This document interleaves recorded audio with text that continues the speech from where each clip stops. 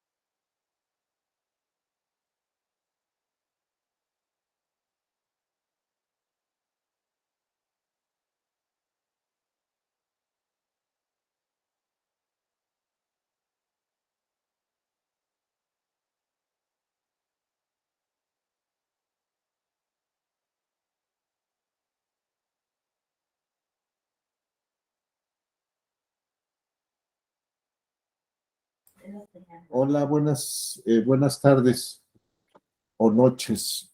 Perdonen que hasta este momento me esté conectando, estoy batallando con la liga para poder ingresar a la plataforma y no me lo permitía.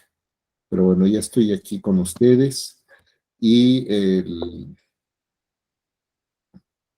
eh, se- si están de acuerdo voy a compartirles una pantalla de una presentación que preparé. Aquí está.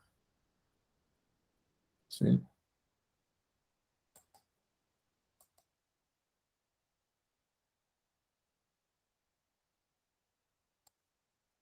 ¿Listo? Ahí la pueden ustedes ver. ¿Sí? ¿La pueden apreciar? Ahí, Sí, sí se puede apreciar. de acuerdo. Muy bien. Gracias. Pues bueno, el tema que me encomendaron tiene que ver precisamente con esta cuestión de los sujetos en el derecho penal electoral y para tal efecto fue que me di a la tarea de preparar una presentación. Hay una bibliografía, me parece que resulta accesible y se la sugiero. A mí me ha resultado muy útil. Para el tema de la cuestión de los delitos electorales, en primer lugar yo les recomiendo que consulten este documento que se llama Delitos Electorales, algunos lineamientos para el Ministerio Público. El autor es el doctor Moisés Moreno Hernández, es una publicación de la Procuraduría General de la República. Sí les debo advertir que, como ustedes pueden apreciar, es un documento de 1994. Sin embargo, les debo decir que es como oro puro. Quienes conocen al doctor Moisés Moreno saben que es una de las personas que mejor conoce la dogmática penal, no solamente desde el ámbito académico, sino también práctico. Él fue su procurador en la Procuraduría General de la República. Y aunque trabajo es de 1994, analiza los delitos electorales que estaban previstos en el Código Penal Federal. Usted recordará que estaban previstos en de los artículos 403 al 404, 5, 6, 7, 8, 11 y 12 del Código Penal Federal. Esto, pues, desde luego ya fue sustituido por la Ley General en materia de delitos electorales. Sin embargo, el estudio que se hace de los tipos, la mecánica, la sistemática es la mejor. Y para la parte sustantiva, les recomiendo consultar el libro de Derecho Penal del doctor Enrique Díaz Aranda. Esto nos va a ayudar bastante para tener uno de los autores mexicanos más destacados, que es el doctor Enrique Díaz Aranda. Está este libro, hay otro más que publicó con Junter Jacobs, me parece, y cualquiera de los dos o los que encuentren que se refieran precisamente a esta parte general. Después está la Ley General en materia de delitos electorales comentada de el doctor César Astudillo y Gilberto Pablo de Hoyos Colofón, quienes coordinaron esta obra colectiva donde se va comentando cada uno de los artículos de esta ley por distintos especialistas. Digo, hay algunos que son verdaderas autoridades en la materia, no solamente porque han trabajado en el Instituto Nacional Electoral, sino también porque han ocupado o se encuentran en activo en Fiscalía Especializada de Delitos Electorales, o bien que depende de la Fiscalía General de la Nación, o bien en la Fiscalía Especializada en Delitos Electorales del Estado de Nuevo León, y hay muy buenos artículos, se los recomiendo. Después está este otro más, delitos previstos en la Ley General en materia de delitos electorales, de Pablo Hernández Romo Valencia. Es un autor que ha trabajado no solamente en la materia de delitos electorales, sino ha visto otros delitos en leyes especiales, que creo que también les puede ayudar mucho. Y finalmente está esta obra de delitos electorales 1812-2018 del doctor Bernardino Esparza Martínez, investigador del Instituto Nacional de Ciencias Penales. Bueno, esto de tener esta bibliografía, y también en el ciberespacio algunos otros trabajos que resultan accesibles. Por ejemplo, hay uno de Juan Manuel Sánchez Macías, que fue magistrado en la Sala Regional Jalapa y es profesor de Derecho Penal en la Facultad de Derecho de la UNAM. Hay otro más de Hugo Morales Valdés, y uno más que encontré de la Ley General en materia de delitos electorales de la Fiscalía Especializada en materia de delitos electorales del Estado de Jalisco. Bueno, entonces, ¿qué es importante tener claro? Que en un Estado constitucional y democrático del derecho existen distintas técnicas para asegurar el cumplimiento de las normas. En el caso de la materia electoral, existe desde, por ejemplo, cuando se presenta alguna gestión, cuando, por ejemplo, se solicita un registro de una candidatura o de una coalición, o se realiza alguna otra solicitud ante el Instituto Nacional Electoral o el OPLE, pues bueno, si no se reúnen los requisitos, pues esto genera la ineficacia del acto. Hay en algunos otros casos, cuando se realiza la revisión ex oficio de los distintos actos, como es, por ejemplo, cuando se declara la validez de un voto, cuando sucede la apertura de los paquetes, o bien la declaración de validez de la elección. Y es un procedimiento, como se sabe, muchos de ustedes, compañeras y compañeros, han participado en las mesas directivas del casilla y han podido determinar la validez de los votos, cuando se puede desprender claramente cuál es la voluntad de la ciudadanía.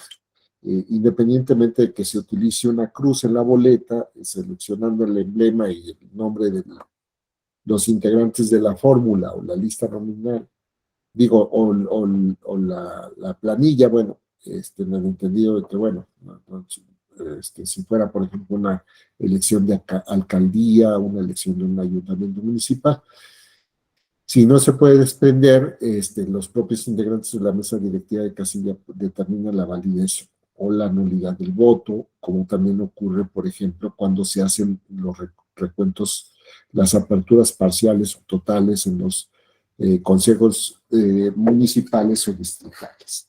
Después está previsto en la ley, por ejemplo, la apertura de paquetes, también es un procedimiento en donde oficiosamente, cuando se hace el cómputo municipal o distrital, fundamentalmente, se procede a realizar la apertura de paquetes, se realiza el recuento y se verifica la votación como ocurrió, si están debidamente clasificadas las boletas, en boletas sobrantes, votos nulos, votos válidos y que han sido asignados a los partidos políticos que corresponden. O también cuando ocurre la declaración de validez, que fundamentalmente se ha centrado en el caso de la elegibilidad de los integrantes de la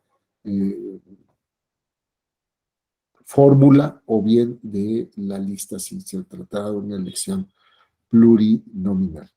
Después tenemos algunos que operan de manera contenciosa, ya sea en un recurso administrativo o en una instancia jurisdiccional, recurso administrativo como sucede con el recurso de revisión que se conoce por el superior jerárquico de la autoridad que emite el acto, en el caso del Instituto Nacional Electoral o en algunos eh, lugares en donde todavía se preserva recurso de revisión respecto de las decisiones que se adoptan por los llamados soples. El jurisdiccional, como ocurre pues, de todos los mecanismos que existen en la materia, como es el recurso de apelación, el juicio para la protección de los derechos político-electorales del ciudadano, juicio de conformidad, eh, eh, este, eh, eh, el juicio de revisión constitucional electoral, el juicio para la protección de los derechos políticos electorales del ciudadano, bueno, creo que ya lo mencioné, el recurso de revisión del procedimiento especial sancionatorio, entre otros más. Y luego está, ya nos aproximamos en nuestro tema, que es el punitivo. El punitivo que tiene, como se indica en su nombre, la cualidad de aplicar identificar si se realiza una infracción de carácter administrativo o bien penal, determinar quién es el responsable y en su caso aplicar una sanción que es restrictiva de derechos. En el campo del administrativo, pues existen distintas sanciones que pueden ser desde la multa, la suspensión del financiamiento, del registro, la pérdida del registro, a la inhabilitación y la destitución, o bien en el ámbito penal, como tradicionalmente ocurre con las penas de multa o restrictivas de la libertad. Y finalmente el procedimiento especial sancionado. Dentro de este esquema, nosotros podemos identificar algunos aspectos fundamentales que nos permiten establecer diferencias entre el administrativo y el penal, y esto va desde las instancias ante las cuales se realizan, instancias, autoridades administrativas, en el caso del administrativo, que serían el INE o el OPLE, en algunos casos, como ocurre, por ejemplo, en el procedimiento especial sancionador, se realiza el procedimiento de instrucción ante el Instituto Nacional Electoral y una vez que está debidamente integrado el expediente pasa a la sala regional especializada, quien es la que aplica la sanción. Se ha considerado que son bienes distintos los que se protegen. Aquí yo difiero en cierta forma porque pues finalmente lo que también se verifica pues es por ejemplo la cuestión de la libertad del voto, el adecuado desarrollo de la función electoral, que pues vamos a ver nosotros más adelante, que también se dan en la materia de penal. Entonces, ¿cuál sería entonces la diferencia? Pues yo diría las autoridades entre las cuales se lleva a cabo y el tipo de sanciones.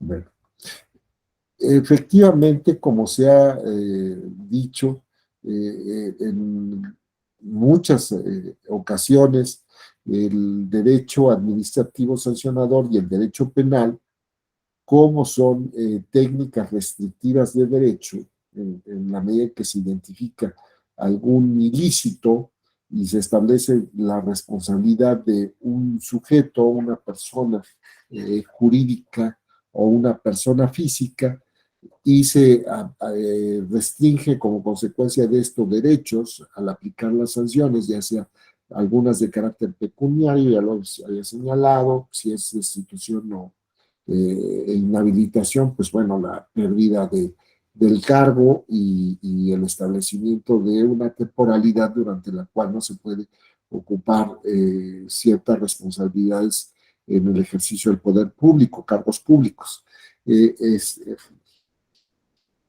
Entonces, pues como son técnicas que restringen derechos, pues se ha considerado tanto por la Suprema Corte de Justicia de la Nación como por el Tribunal Electoral que en la medida en que se trata del ejercicio del llamado jus puniendi, el derecho de castigar del Estado, cuando se restringen, cuando se vulneran bienes jurídicos valiosos de la colectividad, pues es que por eso participan estos principios. Y están los principios de legalidad, tipicidad, bien jurídico, necesidad, mínima intervención, última ratio, subsidiariedad y lesividad o daño.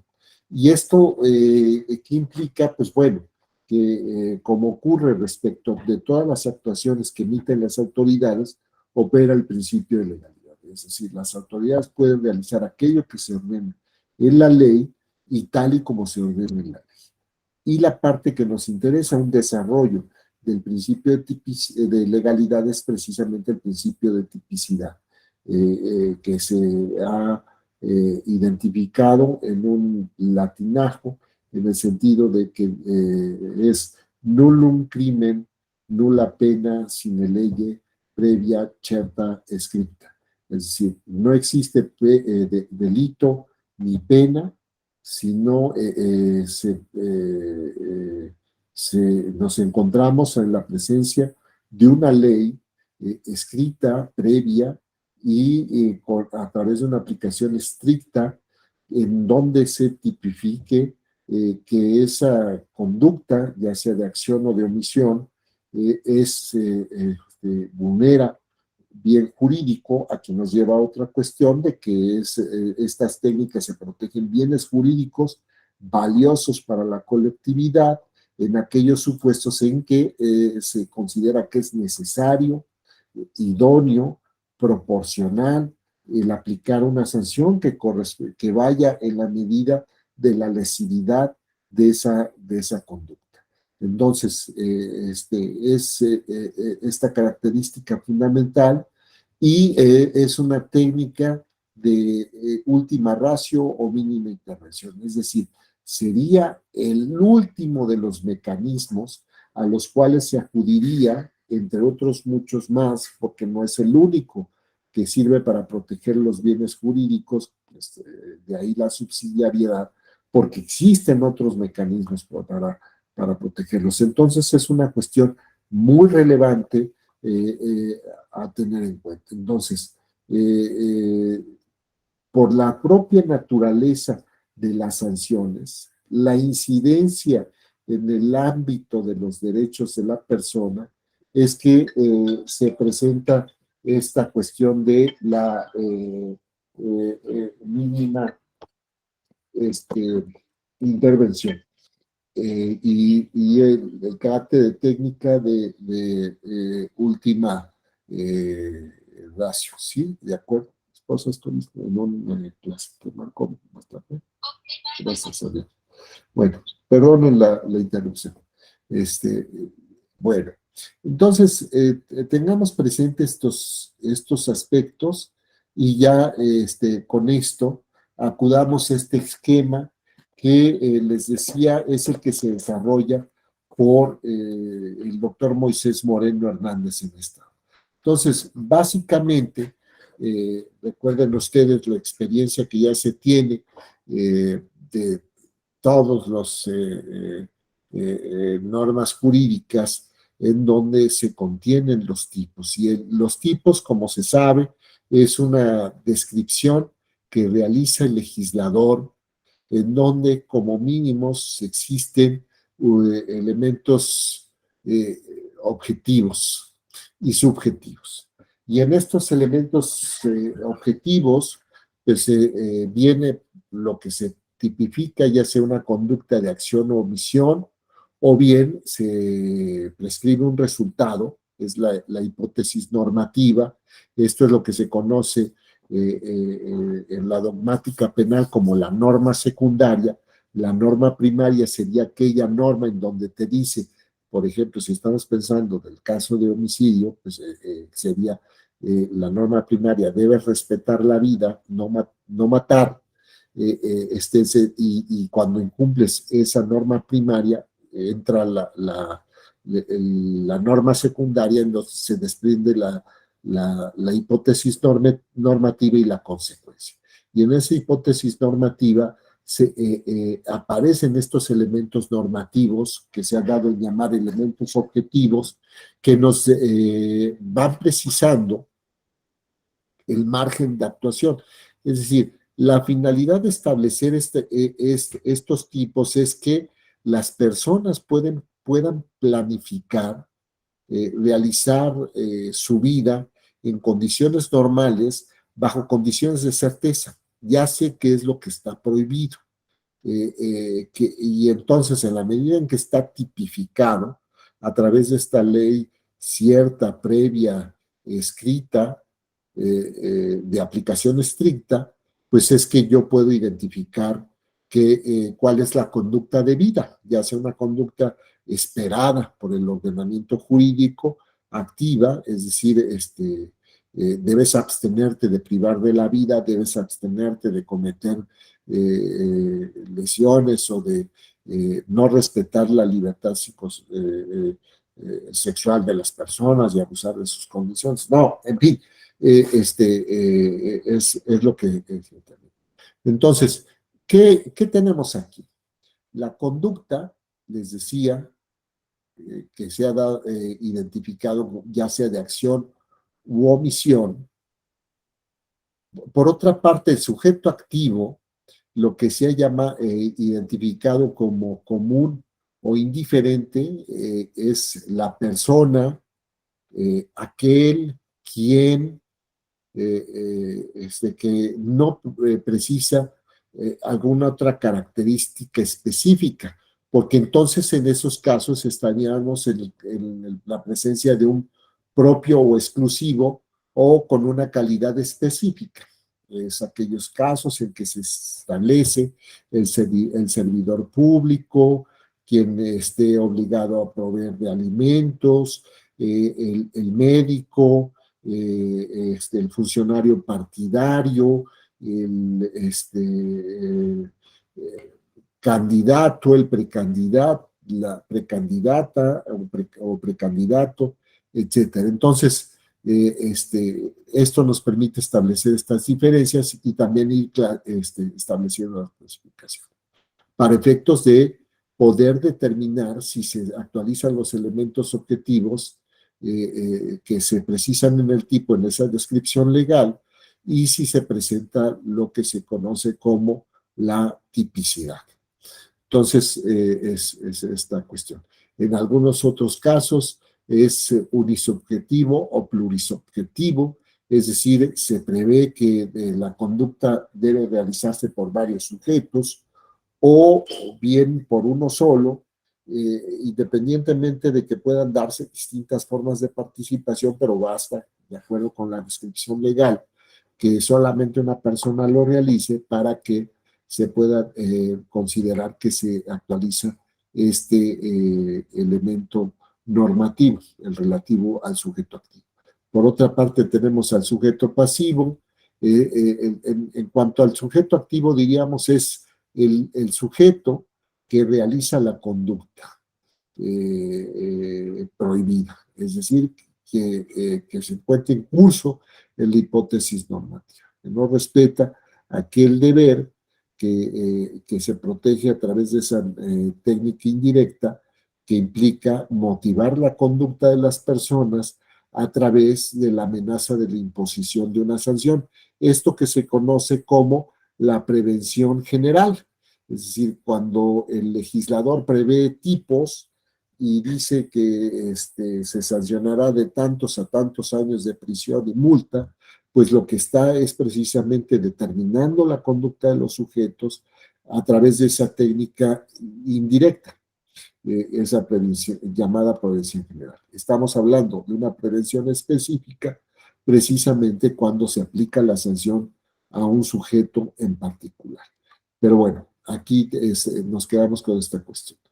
¿Y qué es lo que tenemos? Las lesiones o puesta en peligro del bien jurídico, según lo que nos precise el tipo y si pueden aplicarse las disposiciones amplificadoras de la parte general del Código Penal Federal, porque como ustedes saben, la Ley General en materia de delitos electorales es lo que se conoce como una ley especial, no, no dirigida concretamente a una persona en específico, sino que saca del ámbito del Código Penal Federal ciertos delitos y establece especificidades, particularidades en cuanto a las reglas generales, y esto significa que se aplica la parte general del Código Penal,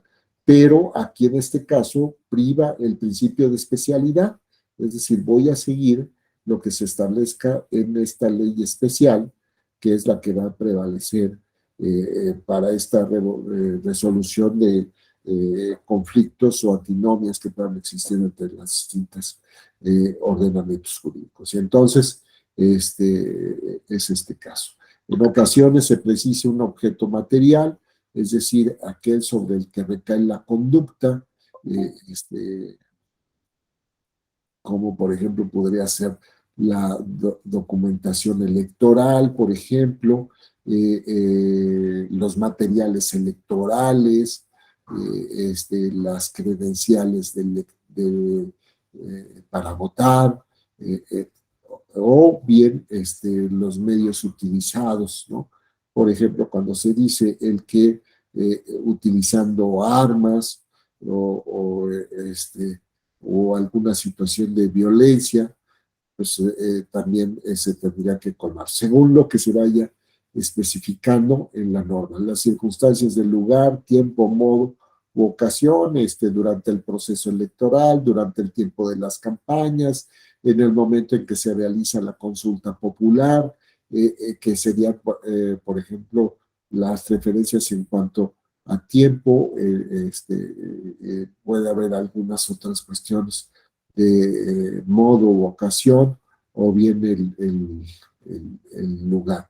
Y luego en ocasiones se dan los elementos normativos, en donde se tiene que acudir a ciertas prescripciones legales para establecer quién en el ejercicio de sus facultades o quién excediendo su competencia, etcétera. Y entonces tenemos que acudir a los propios ordenamientos para determinar cuáles son los alcances de la disposición. En estos casos, es decir, tendríamos, por ejemplo, que acudir no solamente a la ley general en materia de delitos electorales, sino también a los desarrollos que se den en la Ley General de Partidos Políticos, por ejemplo, en la Ley General de Instituciones y Procedimientos Electorales, o bien en la Ley Federal de Consulta Popular.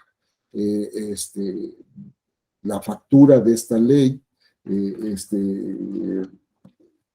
y las reformas que se han presentado, la última del 20 de mayo de 2021, esta ley se emite el 23 de mayo de 2014, pues ¿qué dejó atrás? Que es algo que no se advierte en la propia ley, que es precisamente la cuestión de la revocación de mandato. Entonces, se ocupa prácticamente de la materia electoral y de la consulta popular, pero no de esta cuestión. Habría que revisar el texto de la ley de revocación de mandato para ver si es a través de otro tipo de técnicas que se protejan estas cuestiones, que lo podríamos ver en una siguiente sesión. Entonces, tengamos presentes estas cuestiones, luego las cuestiones que aluden a los elementos objetivos, que es lo que fundamentalmente coincide con el dolo o culpa, en el sentido de que por la construcción típica, estas conductas únicamente pueden realizarse de manera dolosa, es decir, con el conocimiento de los elementos típicos y la voluntad de realizar dicha conducta. Hay en algunos casos que se establece algún requerimiento, alguna finalidad, motivación, objetivo por parte del ánimo del sujeto y es lo que se ha identificado como los elementos subjetivos específicos, con el propósito, a fin de, con motivo de, que serían parte de las construcciones que se utilizarían. Hay un artículo tercero de la Ley General en materia de delitos electorales que nos hace unas definiciones de lo que corresponde y va identificando algunos sujetos. Sin embargo, de acuerdo. Bueno, hay planteamientos, pues habría que ver si hacen un planteamiento, si el sujeto no conoce los alcances o que está cometiendo una cuestión delictiva, pues habría que ver los casos de excluyentes de responsabilidad para efecto de determinar si se trata de, por ejemplo, un error vencible o invencible, para llegar a determinar si no existe responsabilidad por parte del sujeto. Pero bueno, digo, también lo podríamos ver, si usted me permite, pero mientras quedémonos con esta cuestión que les voy estableciendo de entrada. Vemos el artículo tercero de la Ley General de Medios materia de delitos electorales, que se hacen algunas conceptualizaciones o definiciones de cuáles son los sujetos activos en estas conductas. Y vean ustedes que solamente alude a servidor público, funcionarios electorales, funcionarios partidistas, candidatos, precandidato, organizadores de actos de campaña. 2, 4, 6 sujetos. Y vean ustedes aquí en esta tabla cuáles son todos los sujetos. Vean ustedes, 1, 2, 3, 4, 5, 6, 7, 8, 9, 10, 11, 12, 13, 14. Por lo menos encontré 14 distintos sujetos activos. El problema de hacer este tipo de definiciones es que tenemos que tener claro que, por ejemplo, el texto de la Constitución. En la Constitución Federal, en el título cuarto, se establece quienes se reputan como servidores públicos. Y recuerden ustedes que estos artículos del 108 al 114, si no me equivoco, aluden al régimen de responsabilidades de los servidores públicos, políticas, administrativas, penales, de algún otro índole civil, inclusive la declaración de procedencia. Y entonces te da una definición, y el problema de utilizar estas cuestiones es que o no se recoge lo que se establece en otros ordenamientos, como podría ser el caso de la Ley de Responsabilidades Administrativas de los Servidores Públicos, y entonces pues tienes dentro del mismo ordenamiento distintos conceptos, y pues uno diría, bueno, pues para efectos penales está esto, para efectos de responsabilidades administrativas esto, para efectos de la Ley Federal de Responsabilidades de los Servidores Públicos están estas otras, y para efectos de la Constitución estos. Entonces, pues es un problema que genera incertidumbre, y yo preferiría que no se quisiéramos las referencias, y esta es una cuestión también de técnica legislativa, de que muchas veces se realizan modificaciones, pero no se tiene claro cuál es el contexto. Por ejemplo, vean ustedes, la persona que desempeña un empleo, cargo o comisión de cualquier naturaleza en la administración pública federal o local centralizada, organismos descentralizados federales o locales, empresas de participación estatal mayoritaria federales o locales, organizaciones y sociedades asimiladas a estas, fideicomisos públicos federales o locales en las legislaturas federales o locales, en los poderes judiciales federal o local o que manejen recursos económicos federales o locales, así como en los organismos a los que la Constitución o las constituciones de las entidades federativas otorguen autonomía.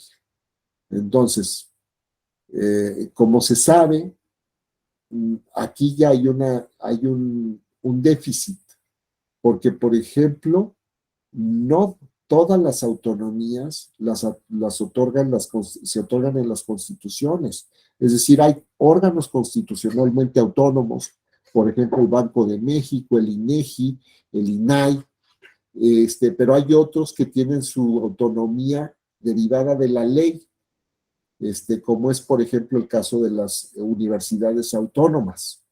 Entonces, y que desde mi perspectiva, pues tendríamos que preguntarnos si también debieran quedar incluidos en este espacio. Luego también, ustedes podrán advertir, también se entenderá como servidores públicos a los funcionarios o empleados de la administración pública municipal y delegacional. Y entonces aquí, ¿qué nos está dejando fuera ya?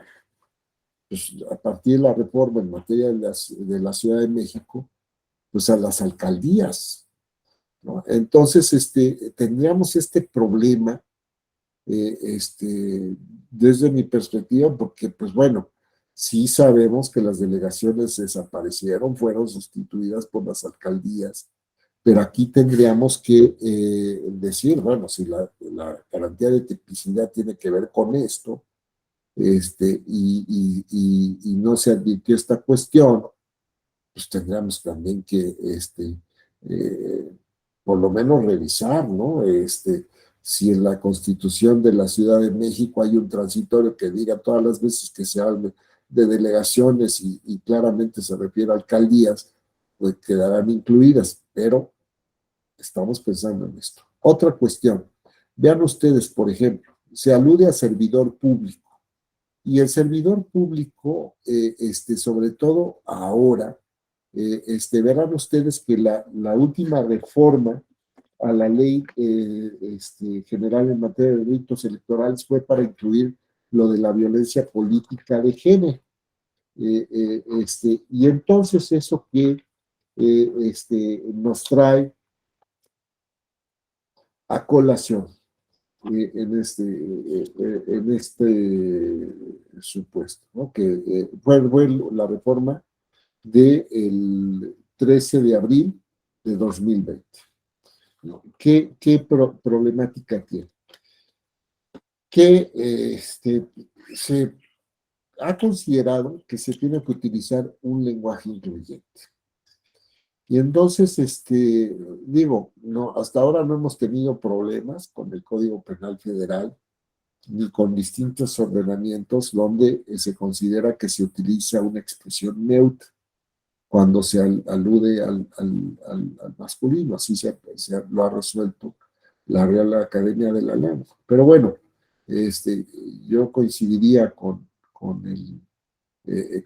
como se ha expresado con el presidente de la Suprema Corte de Justicia de la Nación, en el sentido de que si no tuviéramos un concepto, un contexto de violencia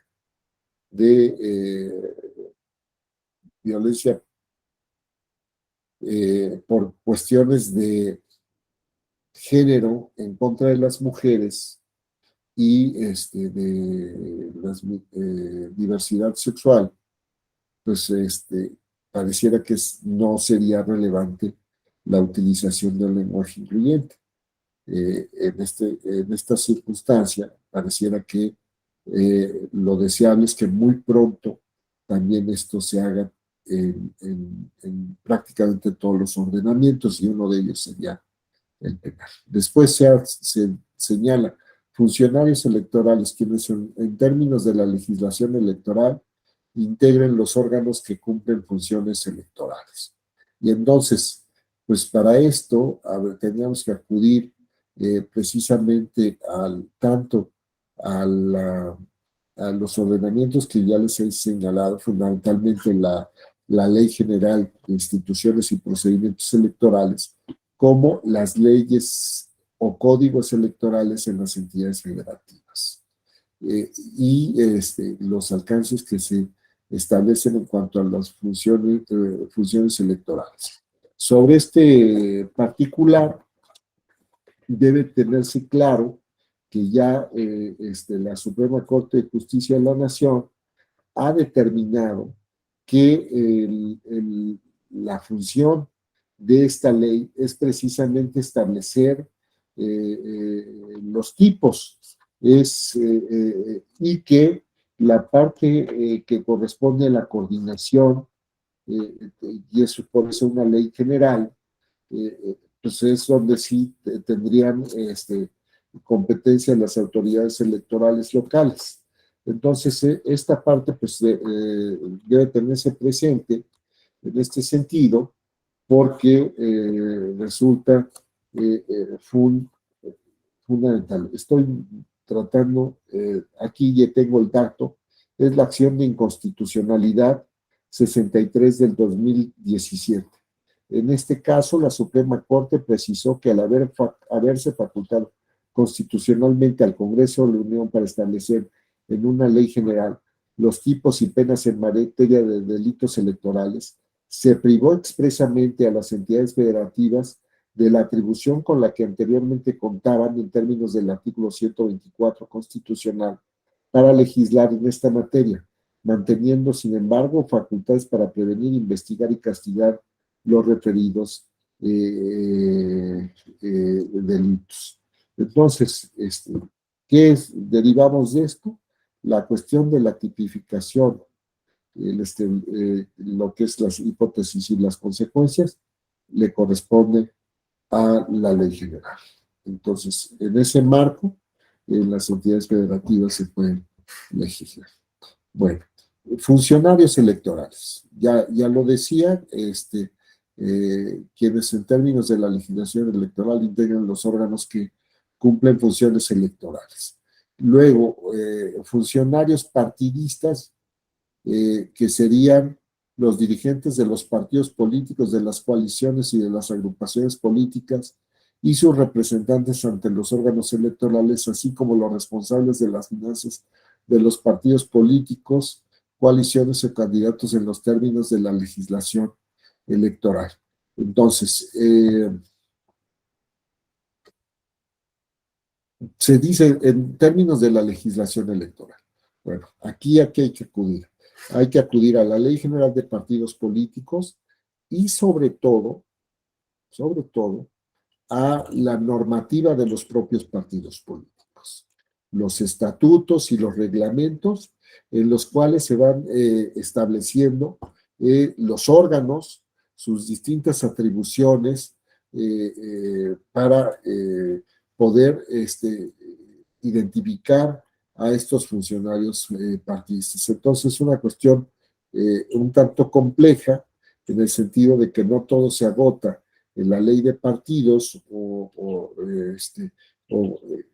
que es una ley general, eventualmente en las leyes electorales en las entidades federativas, sino que también en los estatutos y en la documentación básica, los estatutos, los reglamentos, que en el caso de los estatutos le corresponde al Consejo General del Instituto Nacional Electoral determinar la regularidad constitucional de los mismos y vamos a decir que tendrían un efecto no declarativo, sino prácticamente constitutivo. Y también ocurre respecto de los reglamentos que se registran una vez que los aprueba los partidos políticos, que los diseñan en ejercicio de su derecho de autodeterminación y autorregulación, es que ya la autoridad electoral procede a realizar esa inscripción. En un caso, la aprobación y declaración de que se ajustan a la Constitución, y en otro caso, el registro. Y entonces, pues bueno, tan es así que muchas veces, también en esta Ley General de Partidos Políticos se determina que las modificaciones no tendrán efecto hasta que los apruebe el Consejo General del INE. Por eso les señalo que tiene un efecto constitutivo. Luego están los candidatos, los ciudadanos registrados formalmente como tales por la autoridad competente. Dentro del proceso electoral hay un momento en que se da el registro por parte de la autoridad electoral, fundamentalmente en los consejos locales o el Consejo General, o bien en ocasiones se solicita, bueno, está previsto que se pueda solicitar el registro de candidaturas ante los consejos distritales o los consejos municipales o el consejo local, según el cargo al que se aspire. Entonces, aunque quien puede realizar un registro supletorio es el Consejo General, es decir, aunque en principio tú, si quieres participar a través de una planilla, puedes a un ayuntamiento municipal, puedes solicitarlo regularmente ante los consejos municipales, pero si no lo desearas así, partido político, hay el registro supletorio ante el Consejo General. Después de este momento en que se dan los registros y que tiene efectos jurídicos para el caso de que se pueda comenzar con las campañas electorales, se pueden realizar sustituciones por los partidos políticos de esos registros, ya sea que vayan en fórmula, que se sustituya a los dos integrantes de la fórmula, que exista algún problema con algún integrante de la lista, pues, alguna cuestión, ya no renuncia a la candidatura, o bien tiene algún problema de carácter legal o alguna otra circunstancia, pues bueno, puede darse la sustitución, independientemente de que se tenga que cumplir con las cuotas o las llamadas acciones afirmativas para mujeres o grupos vulnerables o desaventajados, según se determine previamente por el legislador y por la propia autoridad administrativa, como lo ha reconocido la Sala Superior. Entonces, es esa cuestión. Y solamente aquel que tiene el registro es el que podría ser un sujeto activo en algún tipo cuando se prevea alguna conducta como delito. Está el caso también de los precandidatos. Es el ciudadano que pretende ser postulado como candidato a algún cargo de elección popular y que ha cumplido con los requisitos que se exigen en la legislación electoral. Y aquí, como ustedes pueden advertir, pues nos falta un caso que sería el aspirante, es decir, aquel que está participando en un proceso interno que es registrado para esa contienda primaria, que no es ni precandidato y mucho menos candidato, sino más bien un aspirante que por lo menos no está previsto en este artículo tercero, y sin embargo, cuando nosotros veamos los tipos ahí se prevé, y evidentemente pues nosotros tendríamos que hacer referencia a la Ley General de Instituciones y Procedimientos Electorales, o el Código Electoral respectivo, para ver quién sería un aspirante. Los organizadores de actos de campaña, las personas que dirigen, coordinen, instrumenten o participen en la organización de reuniones públicas, asambleas, marchas y en general los actos que personas candidatas o voceras de los partidos se dirigen al electorado para promover sus candidaturas. A diferencia de los anteriores, servidor público, funcionarios electorales, funcionarios partidistas, candidatos, precandidato, esta categoría, esta calidad de sujeto, organizadores de actos de campaña, no existe en la Ley General de Instituciones y Procedimientos Electorales y tampoco yo no lo advierto en la Ley General de Partidos Políticos.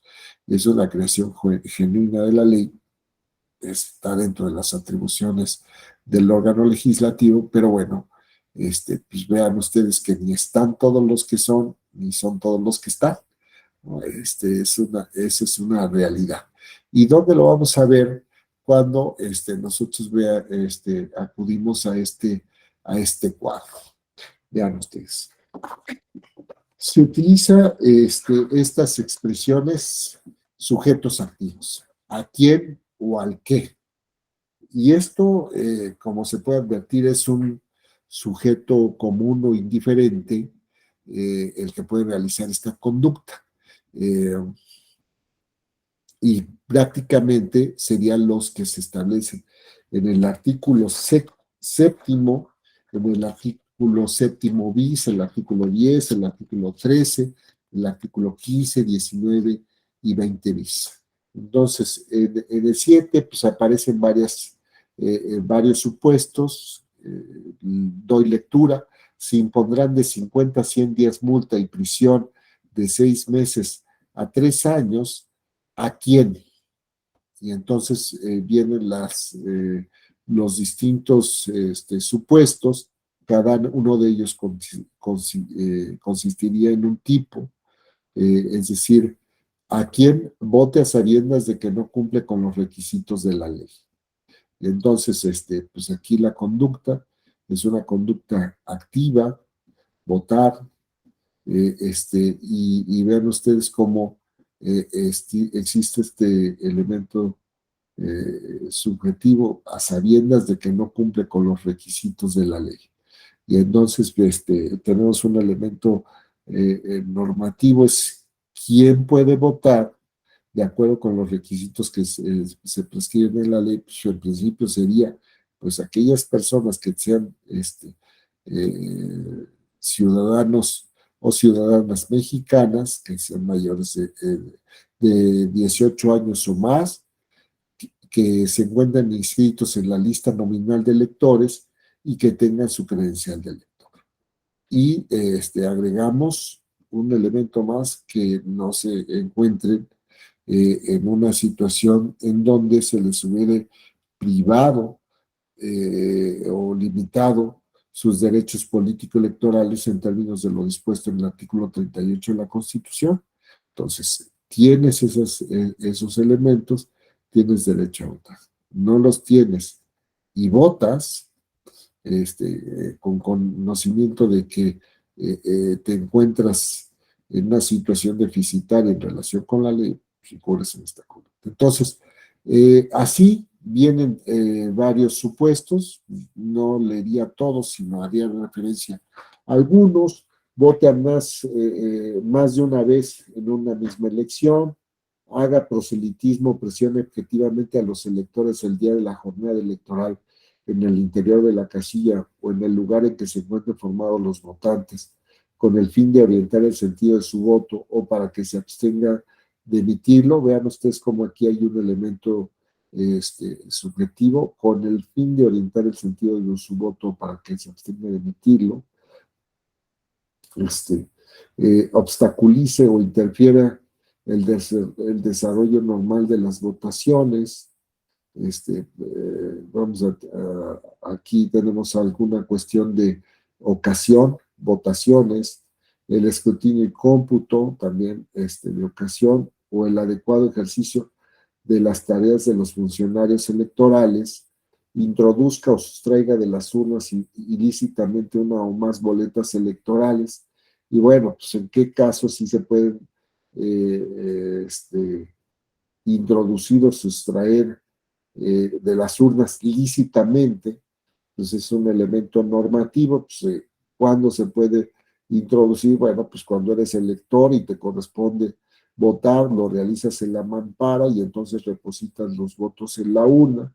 O bien, cuando sería válido que sustraigas de la urna las boletas electorales, pues precisamente cuando estás en funciones de integrante de la mesa directiva de casilla, funcionario electoral y vas a proceder, por ejemplo, al escrutinio y cómputo. O bien cuando, por ejemplo, estás realizando la apertura del paquete porque eres integrante de un OPLE o del INE, o bien de un tribunal y estás realizando la apertura del paquete en sede administrativa o en sede jurisdiccional. Y entonces, o bien introduzcas boletas falsas, un elemento material, o una conducta diversa. Entonces, vean ustedes como si vamos haciendo desmenuzando esta disposición, pues tiene conductas de obstaculizar, interferir, introducir, sustraer, introducir boletas, obtengo, solicite, obtener es una, o solicitar, declaración firmada del elector. Entonces, si nos ponemos a hacer este ejercicio de desmenuzar cada una de las disposiciones, pues de verdad nos van a salir una cantidad monstruosa de tipos. Y bueno, la pregunta que tendríamos que hacernos, pues nada más, por ejemplo, este artículo séptimo, pues vean ustedes, tiene 21 fracciones. Y entonces, y cada fracción, dijera uno, bueno, pues se refiere a una conducta. No, tiene muchas conductas. Y hicimos referencia a esta cuarta, y son bastantes conductas. Entonces, pues la pregunta que tendríamos que hacernos, ¿es necesario tipificar tantas conductas? Es lo que nos va a asegurar que efectivamente el proceso se lleve adecuadamente, o pues más bien esto, como dicen algunos, lo que hace más complicado nuestros procesos democráticos, pues es precisamente las desconfianzas, ¿no? Nuestros procesos, dirían algunos, en principio, tendrían que ser un poco más baratos, y no, pues prácticamente tenemos candados en todos los tramos y respecto de todos los materiales y sujetos que intervienen en el proceso.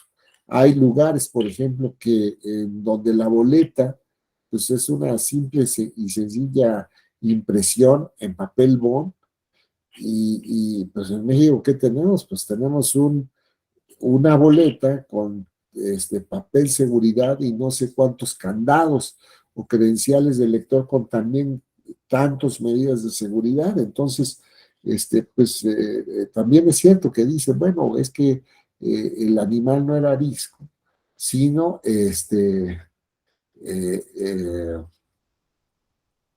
fue los golpes lo que le hicieron. Aquí me mandan una participación que dice que, a ver, lo voy dando lectura. A ver, no sé si ya la vieron. Dice,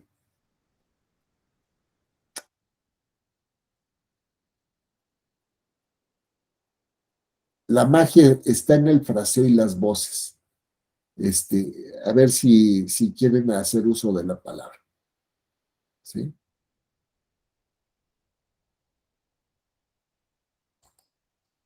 Bueno, si no, yo voy a tratar de dar respuesta a este planteamiento o abordarlo. El fraseo y las voces, pues sí, efectivamente, digo, la técnica que se utiliza, pues es yo sería de la opinión, pues es que hay que establecerlo, pues tan desmenuzado, porque finalmente cuando se utilizan estas construcciones tan abigarradas, lo que se puede generar es más problemas, porque pues vamos a tener esta complicación de no poder identificar todos los elementos típicos. Entonces, sí, en efecto, pues si entendemos que por la magia está el texto y las voces, el fraseo, pues bueno, pues tendríamos que hacer detenernos en cada una de estas modulaciones del lenguaje escrito para poder advertir efectivamente si se puede identificar como algún elemento típico. Y entonces, pues vean ustedes, en este artículo séptimo, fracción cuarta, inclusive se establece un tipo penal agravado. La pena se aumentará hasta el doble cuando se ejerza violencia contra los funcionarios electorales. Y entonces, pues aquí ya de entrada, ustedes pueden advertir, sí, hay un sujeto activo a quien realice todas estas conductas. Pero aquí en este caso, pues tradicionalmente se ha identificado que el sujeto pasivo, es decir, aquella persona, entidad que es titular del bien jurídico respecto del cual se actualiza la lesión o la puesta en peligro. Y entonces, aquí nosotros, aunque podríamos decir, pues prácticamente en la materia electoral, ¿quién sería el sujeto pasivo? Pues muchos dirían la sociedad, pero por lo menos en este caso, ya podemos advertir contra los funcionarios electorales.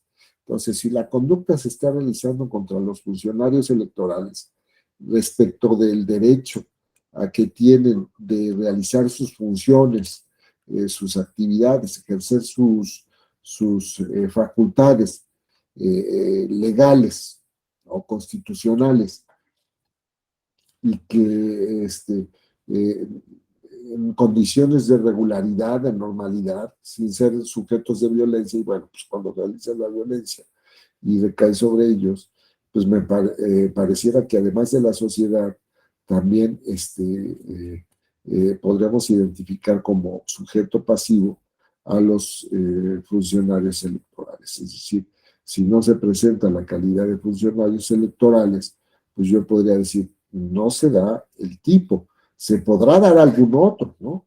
Pero no como para aplicar una sanción agravada. Veamos otros. No vamos a detenernos en todos, pues son muchos y no nos va a alcanzar el tiempo.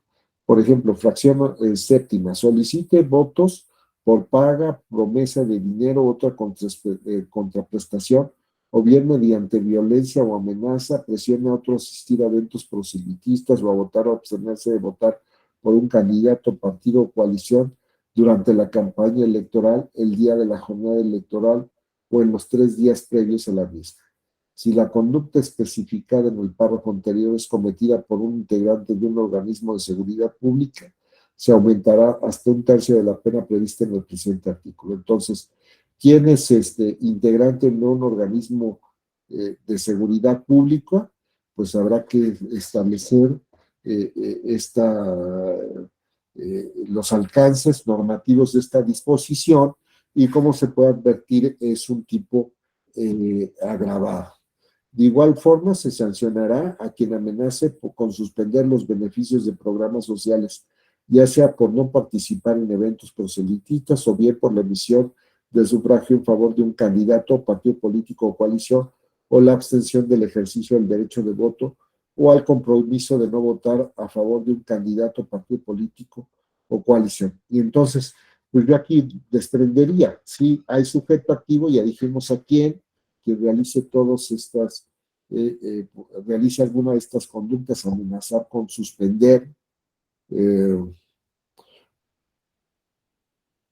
con ciertos objetivos, no participar en eventos proselitistas por la emisión del sufragio o la abstención del ejercicio del voto. Aquí hay otro planteamiento. Bajo su perspectiva, ¿considera necesaria alguna reforma, adición o modificación a la ley general? Sí, sí las tengo, sí, tengo observaciones, y yo creo que una de ellas es precisamente modificarla para darle una revisada en cuanto a la uniformidad en cuanto a las expresiones, porque hay momentos en que, por ejemplo, se dan casos donde se habla de por ejemplo, a ver, les voy a decir,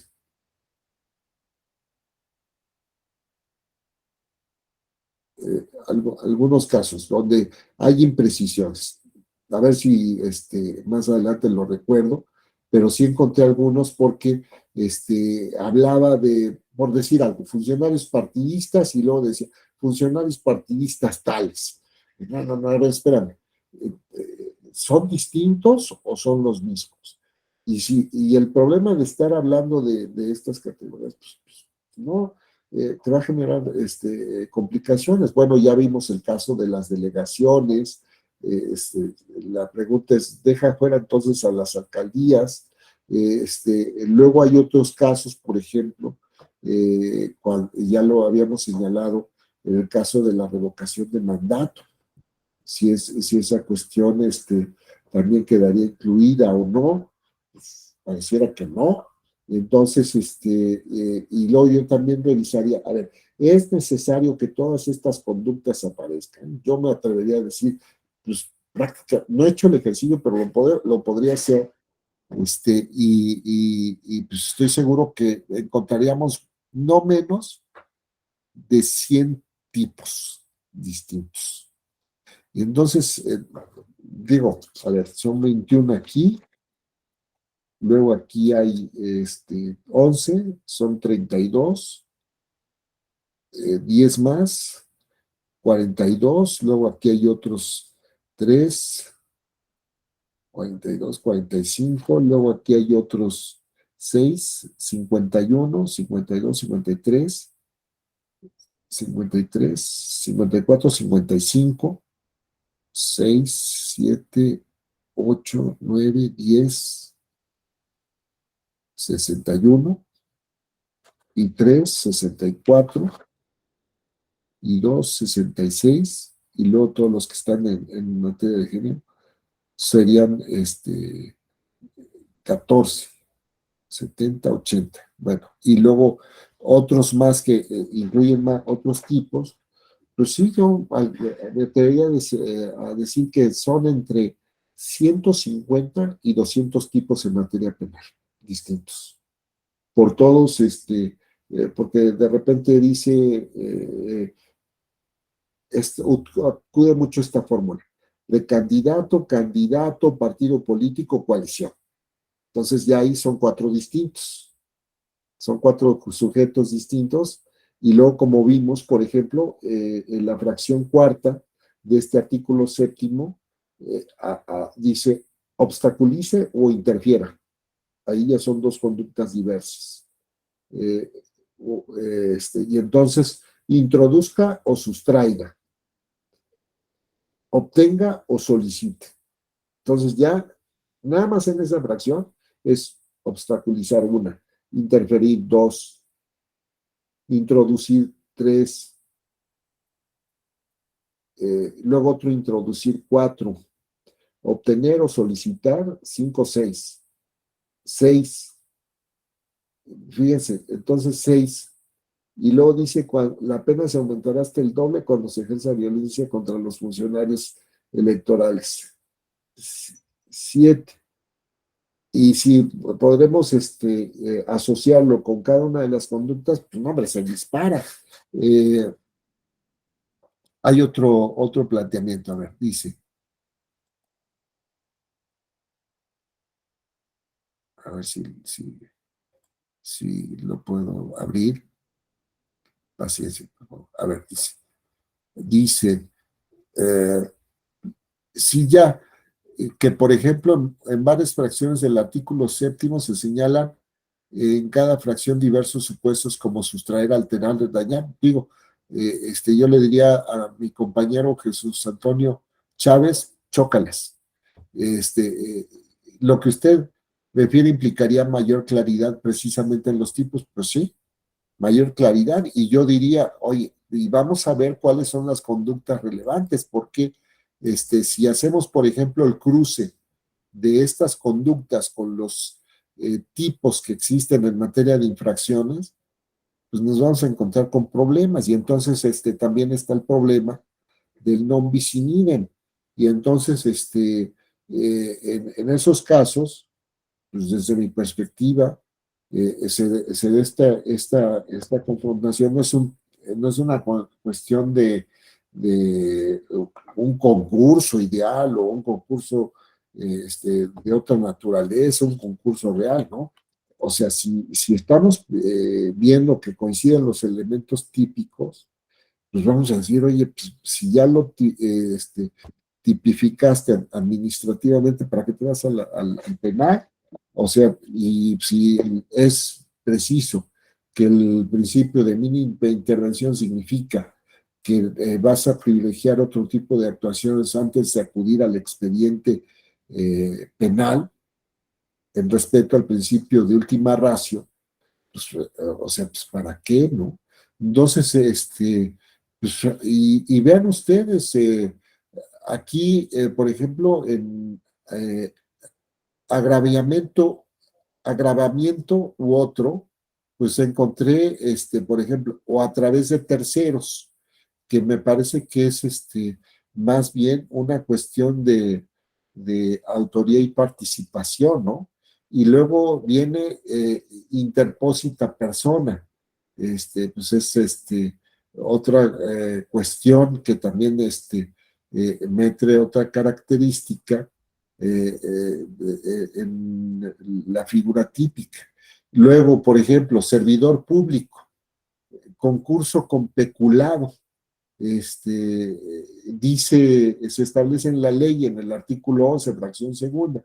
Oye, si se presenta, independientemente de que se realice esta conducta y que pueda presentarse un concurso con el peculado, no, pues yo diría, oye, a ver, hay que ver esta cuestión porque sí me queda claro lo que es el concurso ideal, una sola conducta, varios delitos, pero me parece que hay que revisar si existe una posibilidad de subsunción por el principio de especialidad para, pues, o sea, pues, yo creo que habría el caso de que una de estas figuras podría absorber al otro, o sea, digo, no creo que por aplicar más sanciones se va a proteger de mejor manera el desarrollo de los procesos electorales, porque esto tiene que ver también, si no me equivoco, con una vulneración de los derechos humanos, los derechos fundamentales, los derechos constitucionales, ¿no? El artículo 23 de la Constitución Federal, ¿no? Pues no puede estar sancionando todo, sí, y me queda claro que, bueno, es que si se da una diferencia por un elemento típico, entonces ya no, pues yo creo que no va por ahí. En fin, y la quiescencia. Y vean ustedes, no solamente se ocupa los procesos electorales, si entendemos por procesos de la materia electoral los tres grandes aspectos. La parte subjetiva, el derecho de votar, ser votado, el derecho de acceder a los cargos públicos en condiciones generales de igualdad, el derecho de participar en el ejercicio del poder público por sí o a través de representantes. También se incluye tradicionalmente el derecho de asociación en materia política electoral, el derecho de reunión y otros derechos periféricos como es la libertad de expresión. Se ha dicho por la Comisión Interamericana que no tiene sentido reconocer el derecho de votar y ser votado a través del sufragio universal, libre, secreto, directo, igual, universal, a través de elecciones periódicas, eh, en fin, si no está asociado a la libertad de expresión. Entonces, está esa parte, la parte sustantiva, como pueden ustedes identificar, es el individuo considerado por sí. Luego está la cuestión de los procedimientos y procesos, es decir, procedimientos, la realización de actos que le dan forma a todo el proceso electoral, que permiten prepararlo, administrarlo y también la cuestión contenciosa electoral. Ya vimos algunas de las técnicas y no se duda en identificar a procedimientos sancionatorios o al proceso contencioso como parte de la materia electoral. Entonces, eso sería un primer segmento. El otro segmento corresponde, pues como ya lo vimos, el caso de las consultas populares, que sería un aspecto más amplio de los derechos políticos, pero no tanto de la llamada democracia representativa, sino ya la llamada democracia participativa, que es el tema de las consultas y cómo está regulado en la ley federal correspondiente y en el caso. Y entonces, pues está esa cuestión y pues bueno, pues nos falta en estos procedimientos, como ya les señalaba, la revocación de mandato y hay todavía otros más. Entonces, bien, tenemos ya mencionando estas cuestiones y para eh, todavía tenemos una sesión más donde vamos a ver cosas muy interesantes sobre la responsabilidad de los partidos políticos, que es otra de las cuestiones que me encomendaron, pero también todavía nos queda bastante material. Entonces, integrante de un organismo, bueno, a quienes habiendo sido electos a un cargo de elección popular, que es cuando no se presenten a la instalación o toma de protesta, según se prescribe en el artículo 12 de la ley, de esta ley a la que nos venimos refiriendo, que sería artículo 12, se impondrá sanción de suspensión de sus derechos hasta por 6 años a quienes, habiendo sido electos a un cargo de elección popular, no se presenten sin causa justificada a juicio de la Cámara, Asamblea Legislativa, que bueno, pues esto ya quedó rebasado, sería Congreso de la Ciudad de México, o Cabildo respectivo, nos están faltando los consejos o alcaldías, en el caso de las otras delegaciones, a desempeñar el cargo dentro del plazo previsto para tal efecto en el ordenamiento jurídico respectivo, que sería, según sea el caso, la Constitución Federal o la Ley Orgánica del Congreso General de los Estados Unidos Mexicanos, en su caso, las constituciones locales o las leyes orgánicas correspondientes, o bien la ley orgánica municipal. Bueno, si estuviéramos hablando también del distrito de la Ciudad de México, con el apuntamiento que ya hemos hecho, la Constitución de la Ciudad de México en su caso. Pero bueno, pues vean esos casos que ha sido considerado por el Tribunal Electoral, y advierto que es en otro contexto, que la materia electoral también comprende no solamente el proceso de organización de la elección, sino lo que se ha identificado como el ejercicio de los derechos inherentes al cargo.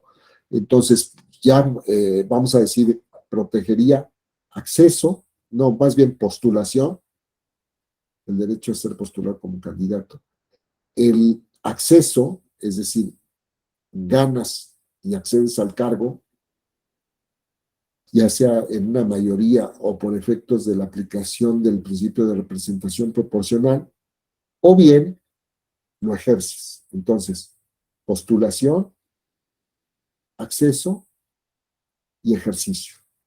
Y entonces aquí podríamos decir que estamos en otra parte, en el ejercicio, que pues se han presentado grandes problemáticas porque se dice, oye, pues no es materia electoral todo, todo lo que, todo a lo que tradicionalmente se ha identificado. Y también, tan es así que, por ejemplo, ha habido una confrontación entre la Sala Superior y la Cámara el Congreso de la Unión, tan es así que fue a dar a la Corte y finalmente la Corte le dio la razón a la Sala Superior.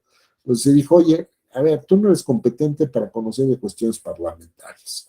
Esto ya corresponde a otra cosa.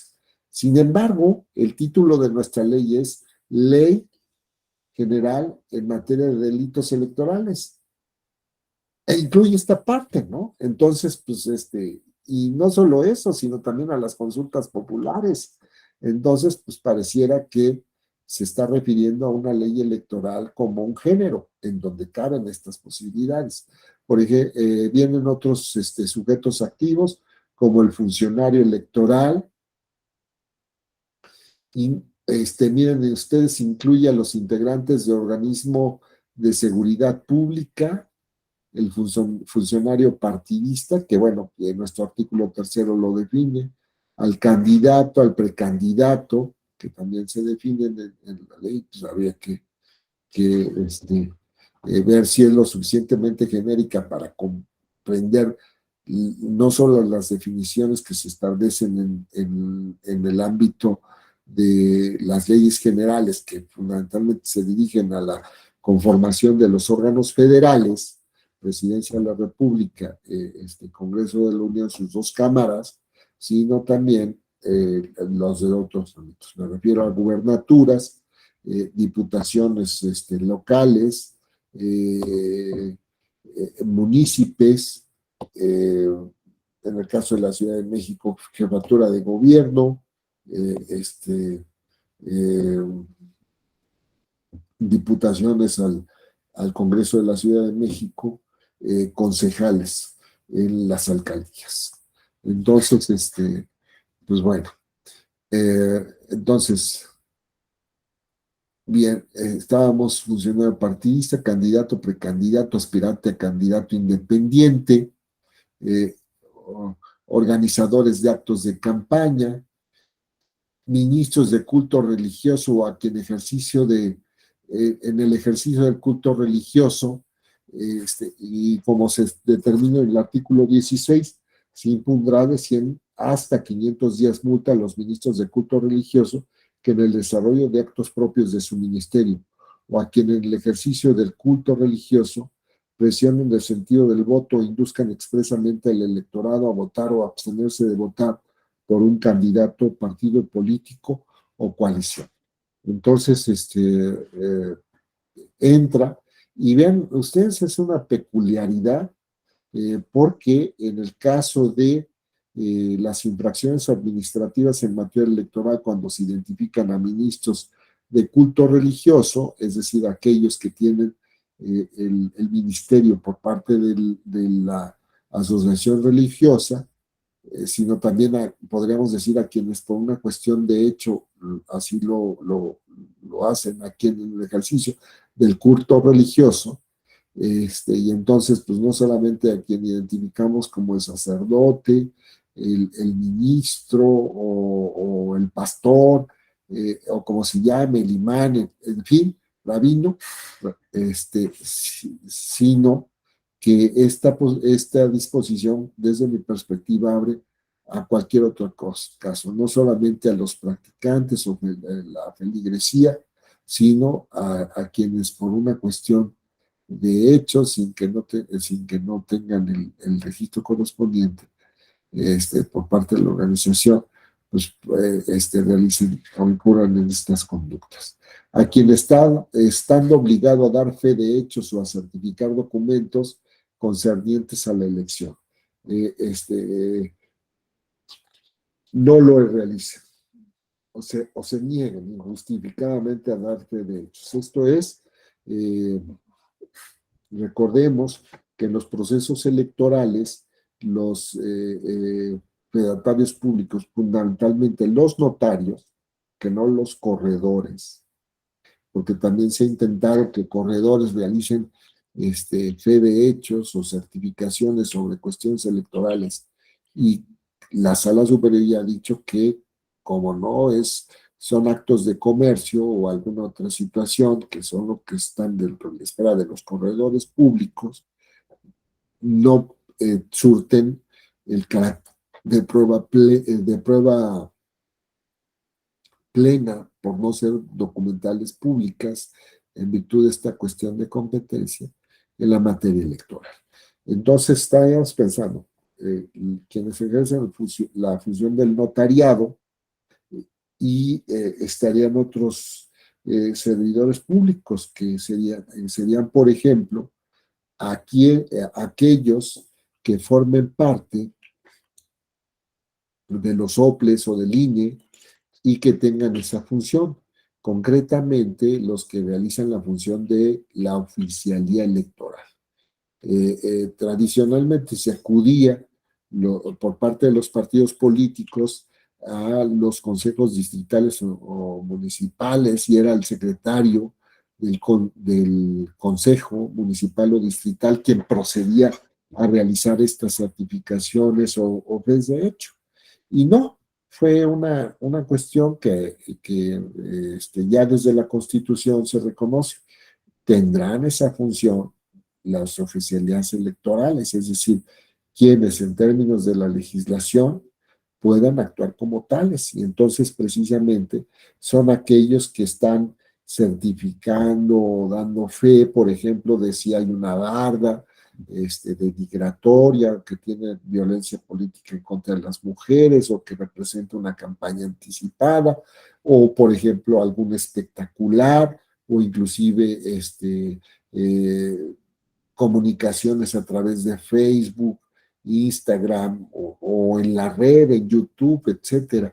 Y entonces, o de un acto de campaña, o por ejemplo, la unidad de fiscalización del instituto, los órganos desconcentrados del mismo instituto, muchas veces se realizan los monitoreos en situ, es decir, los actos de campaña que son convocados, no solamente, y tendría el efecto de que pues, lo que tú me estás reportando a través del sistema integral de fiscalización electoral, sí, creo que así se llama, pues coincida con la realidad. Y entonces se realizan esos monitoreos. Pues, como se sabe, pues, los partidos políticos convocan actos públicos masivos o a su militancia, a sus simpatizantes, y bueno, pues la autoridad que realiza estos monitoreos aleatoriamente puede constituirse en esos lugares, verificar las condiciones en que se realiza y después confrontarlo con lo que se reporta en los informes, y si no se informó adecuadamente, pues bueno, se le tasa un precio promedio muy alto si no lo reportó en su informe. Y bueno, pues ahí está esto. Luego otra disposición más, a quien, habiendo sido magistrados electorales federales o locales, consejeros electorales nacionales o locales, secretario ejecutivo del INE o cargo equivalente en los OPLES, se impone una multa de 400 a 800 días multa a quienes habiendo ocupado, como ya les señalaba, estas responsabilidades, desempeñen o sean designados en cargos públicos por los poderes ejecutivo, legislativo, cuya elección haya calificado o participado, asuman cargos de dirigencia partidista o sean postulados a cargos de elección popular dentro de los años siguientes a la conclusión de su. Bueno, ¿qué significa una disposición de esta naturaleza? Ya vimos a quienes se dirige. Quienes hubieran ocupado el cargo, alguna magistratura en los tribunales, o hubieran sido o consejeras o consejeros en el INE o en los OPLES. Igual, secretario ejecutivo. Y entonces esta disposición, ¿qué es lo que busca? Por lo menos estableciendo una restricción de 2 años, preservar el régimen de autonomía, condiciones de independencia y objetividad de quienes vienen realizando estas funciones. Entonces se establece pues algo que se identifica como un plazo razonable, 2 años, precisamente para que no se puedan contratar, porque pues si ya conocí de tu medio de impugnación y después me voy a trabajar contigo, pues eso no ayuda, genera más incertidumbre, pues lo que había era un acuerdo, precisamente a la mejor, muy probablemente esa era la compensación que ibas a recibir si tú desechabas o confirmabas el resultado o bien anulabas si no se había beneficiado. Y pues mira, eras del magistrado y ahora ya estás trabajando del otro lado, pues esto indudablemente no solamente le pega a a la autonomía, sino también a la cuestión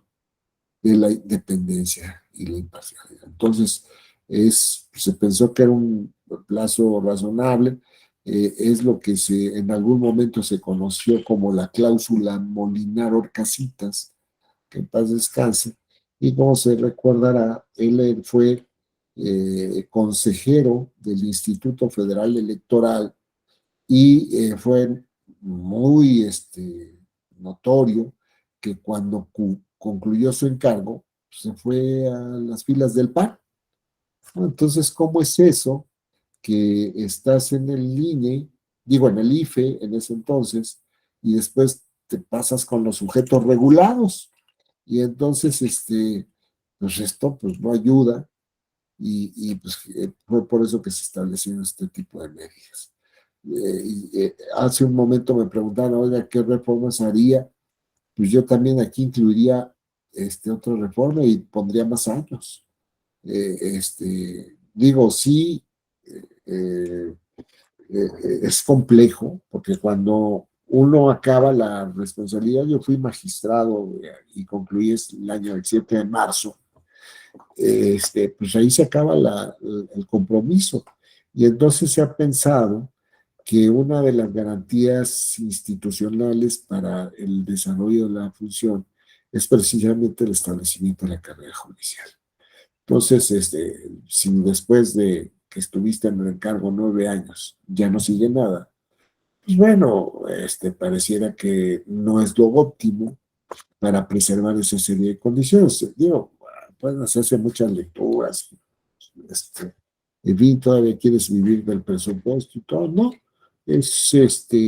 habrá que revisar los informes de relatores especiales en materia de independencia judicial, decisiones de la Corte Interamericana de Derechos Humanos sobre independencia judicial para ver de qué es de lo que se está hablando. Entonces, miren ustedes, estamos ya sobre el tiempo. Si ustedes no tienen objeción, aquí nos detendremos. Si quieren hacer un planteamiento, adelante. Y si es el caso de que consideran que debe reservarse para el lunes, pues el lunes nos vemos en el mismo canal y a la misma hora. Entonces, eh, ustedes me dirán, aquí dice don Israel Martínez, gracias maestro Silva Daya, buenas noches a todos. Y luego, sí, no sé si leí bien Israel Martínez o Isaías Martínez. Bueno, entonces, a los que alcanzo a ver, les agradezco, es que sería Melanie Ortiz, Daniel Omar Gutiérrez, Gustavo González, Jelmi González, Eliseo Mena, Arturo de Jesús Méndez, Carlos Oropesa y 59 personas más.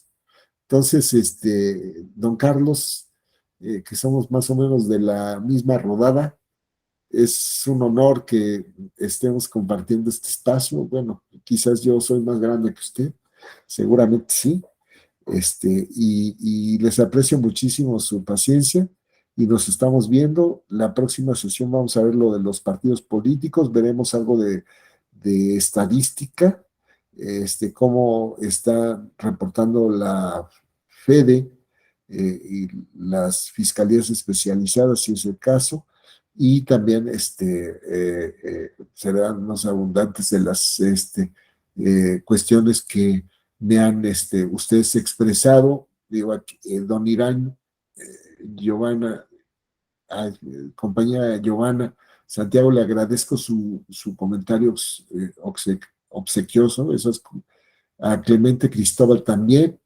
esas cosas motivan para seguir en este asunto. Bueno, les aprecio y si ustedes quieren tener la presentación que les pueda servir, yo veré con los de tecnologías educativas que les hagan llegar la presentación, ¿de acuerdo?